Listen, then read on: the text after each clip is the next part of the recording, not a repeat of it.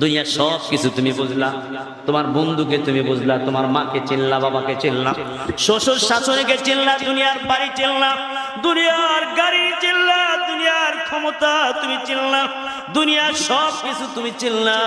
একটা বারের জন্য তুমি তোমার মালিককে চিনলা না, একটা বারের জন্য তোমার মালিককে তুমি ডাকলা না।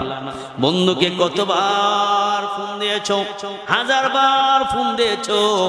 একটা যুবতী মেয়ের জন্য ঘন্টার পর ঘন্টা তুমি কাটিয়ে দিয়েছো।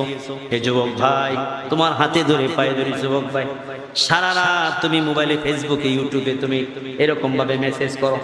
কার জন্য মেসেজ করো? এই মেয়ে তোমাকে জাহান্নামে নিয়ে যাবে। কার পিছনে তুমি দৌড়াইতেছো? তুমি তোমার রবের পিছনে দৌড়াও। তোমার রব তোমাকে ডাকে, রাতের বেলা তুমি ওই মেয়েকে ডাকো।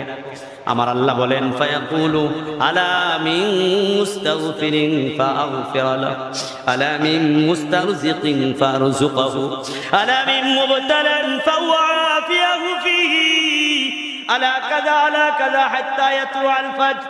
আল্লাহ রাব্বুল আলামিন রাত 12টা থেকে নিয়ে ফজর পর্যন্ত আপনাকে আমাকে ডাকতে থাকে।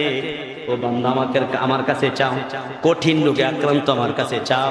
তোমার বিপদ দূর হয় না বান্দা, আমার কাছে চাও। তোমার পেরেশানি দূর হয় না, আমার কাছে চাও। তোমার স্ত্রী অবাধ্য, আমার কাছে চাও। তোমার ছেলে মেয়ে অবাধ্য, আমার কাছে চাও। তোমার অভাব দূর হয় না, তোমার চাকরি নাই, আমার কাছে চাও। কিন্তু আমার ভাইয়েরা, ওই সময় অনেক মানুষ আছে রিমোটটা হাতে নিয়ে, মোবাইলটা হাতে নিয়ে সারা রাত মোবাইল টিপতে টিপতে কাটিয়ে দেয়, আছে না নাই?